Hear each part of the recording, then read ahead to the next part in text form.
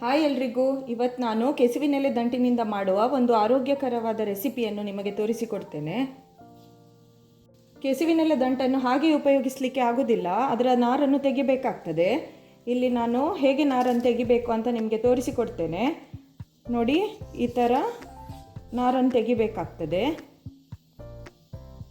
ನೋಡಿ, ಹೀಗೆ.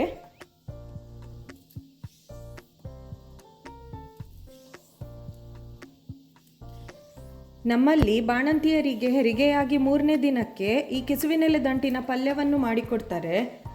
ಹೊಟ್ಟೆಯಲ್ಲಿನ ಕಲ್ಮಶ ಎಲ್ಲ ಕ್ಲೀನ್ ಆಗ್ತದೆ ಅಂತ ಹೇಳ್ತಾರೆ. ಹಾಗೆ ಬಾಣಂತಿಯರಿಗೆ ಇದರ ಪಲ್ಯ ಕೊಡುವಾಗ ತುಪ್ಪದ ಒಗ್ಗರಣೆಯನ್ನು ಹಾಕಿ ಕೊಡ್ತಾರೆ.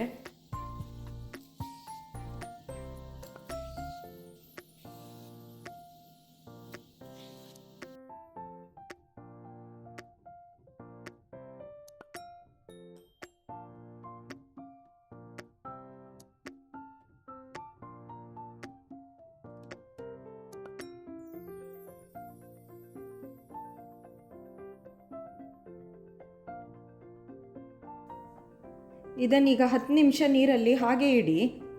10 ನಿಮಿಷ ನಂತರ ಪಲ್ಯ ಮಾಡ್ಕೊಳ್ಬೋದು.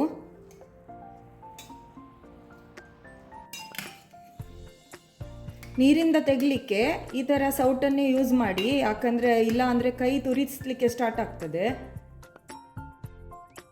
ಈಗ ಕೆಸುವಿನ ದಂಟಿನ ಪಲ್ಯ ಹೇಗೆ ಮಾಡುವುದಂತ ನೋಡೋಣ. ಈಗ ಒಲೆ ಮೇಲೆ ಒಂದು ಕುಕ್ಕರ್ ಇಟ್ಟು ಕುಕ್ಕರ್ಗೆ 2 ಸ್ಪೂನ್ ತೆಂಗಿನೆಣ್ಣೆ ಹಾಕಬೇಕು.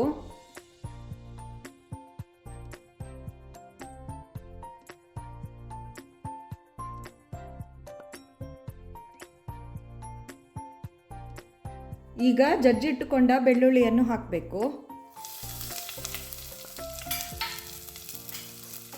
ಇಲ್ಲಿ ನಾನು 1 ಬೆಳ್ಳುಳ್ಳಿ ಗಡ್ಡೆಯನ್ನು ತಗೊಂಡಿದ್ದೇನೆ. ಬೆಳ್ಳುಳ್ಳಿ ಸ್ವಲ್ಪ ಕೆಂಪಗಾಗುವಾಗ ಇಲ್ಲಿ ಒಣಮೆಣಸನ್ನು ಹಾಕ್ತಾ ಇದ್ದೇನೆ.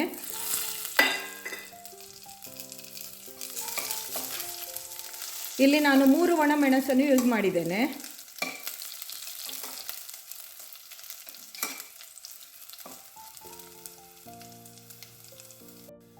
ಈಗ ಬೆಳ್ಳುಳ್ಳಿ ಚೆನ್ನಾಗಿ ಕೆಂಪಗಾದ ಮೇಲೆ ಇದಕ್ಕೆ ನಾವು ಹೆಚ್ಚಿಟ್ಟುಕೊಂಡ ಕೆಸುವಿನೆಲೆ ದಂಟುಗಳನ್ನು ಹಾಕಬೇಕು.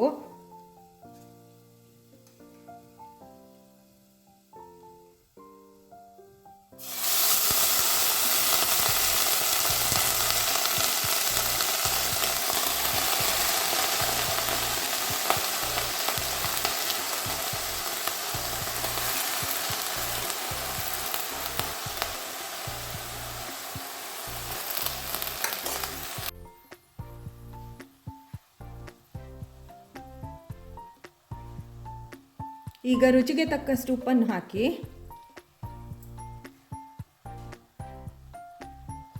ಮತ್ತೆ ಬೆಲ್ಲವನ್ನು ಹಾಕಬೇಕು. ಇಷ್ಟು ಬೆಲ್ಲ ತಗೊಂಡಿದ್ದೇನೆ ನಾನು.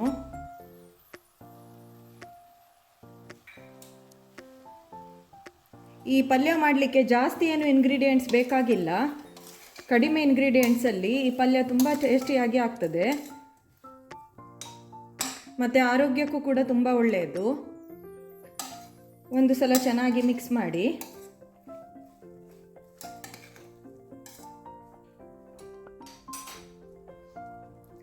ಕಾಲು ಗ್ಲಾಸ್ ನೀರು ಹಾಕಬೇಕು.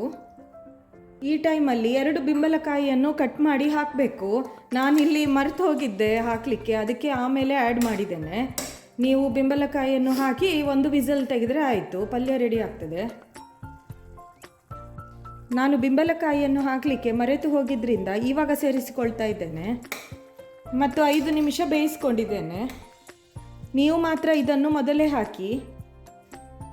ಬಿಂಬಲಕಾಯಿ ಇಲ್ಲದೆ ಇರುವವರು ಅಮಟೆಕಾಯಿ ಅಥವಾ ಹುಣಸೆ ಹುಳಿ ನೀರು ಕೂಡ ಹಾಕ್ಬೋದು. ನೋಡಿ, ಕೆಸುವಿನ ದಂಟಿನ ಪಲ್ಯ ಈಗ ರೆಡಿ ಆಯಿತು. ಇದರ ಸಾರು ಅನ್ನಕ್ಕೆ ಕಲಸಿ ಊಟ ಮಾಡಲಿಕ್ಕೆ ಕೂಡ ತುಂಬ ಚೆನ್ನಾಗಿರ್ತದೆ. ನಿಮಗೆಲ್ಲ ನನ್ನ ಈ ವಿಡಿಯೋ ಇಷ್ಟ ಆದಲ್ಲಿ ಲೈಕ್, ಶೇರ್ ಮತ್ತು ಕಮೆಂಟ್ ಮಾಡಿ, ಹಾಗೂ ನನ್ನ ಚಾನಲನ್ನು ಸಬ್ಸ್ಕ್ರೈಬ್ ಮಾಡಿ. ಇನ್ನೊಂದು ಹೊಸ ರೆಸಿಪಿಯೊಂದಿಗೆ ಮತ್ತೆ ಸಿಗೋಣ. ಬಾಯ್ ಎಲ್ರಿಗೂ.